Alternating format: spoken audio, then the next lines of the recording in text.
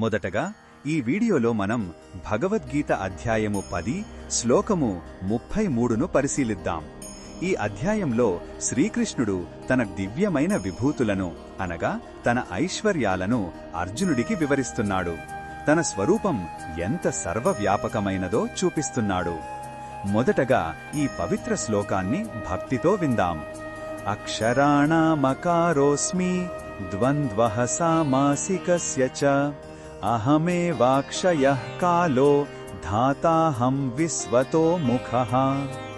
ఈ శ్లోకం అర్థం ఏమిటంటే, అక్షరాలలో నేను ఆ అకారాన్ని, సమాసాలలో నేను ద్వంద్వ సమాసాన్ని, నేనే నాశనం లేని శాశ్వతమైన కాలాన్ని, ఇంకా అన్ని వైపులా ముఖాలు కలిగి జీవుల కర్మ ఫలాలను ఇచ్చే ధాతను కూడా నేనే అని శ్రీకృష్ణుడు చెబుతున్నాడు.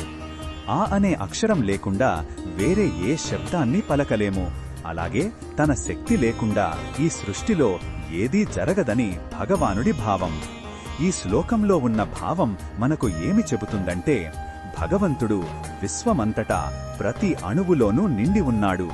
భాషలోని మొదటి అక్షరం నుండి అనంతమైన కాలం వరకు ప్రతి దానిలోనూ ఆయన స్వరూపాన్నే మనం చూడవచ్చు. సృష్టిలోని ప్రతి ద్వంద్వంలో, అంటే సుఖదుఖాలు, మంచి చెడులు వంటి వాటిలో ఉన్న ఏకత్వం కూడా ఆయనే. ఇది మనకు సర్వత్రా దైవాన్ని చూసే దృష్టిని ఇస్తుంది. ఈ బోధనను మన దైనందిన జీవితంలో ఎలా ఉపయోగించుకోవచ్చు అంటే, మనం మాట్లాడే ప్రతి మాట భగవత్ స్వరూపమని భావించి జాగ్రత్తగా మాట్లాడాలి. సమయం భగవంతుడి రూపమని తెలుసుకొని దానిని వృధా చేయకుండా మంచి పనులకు వాడాలి. మనం చేసే పనుల ఫలాలను ఇచ్చేది ఆయనే అని నమ్మినప్పుడు ఫలితంపై ఆసక్తి లేకుండా మన కర్తవ్యాన్ని మనం శ్రద్ధగా చేస్తాం. మరిన్ని భగవద్గీత శ్లోకాల అర్థాన్ని తెలుసుకోవాలంటే మా తదుపరి వీడియోలను తప్పకుండా చూడండి.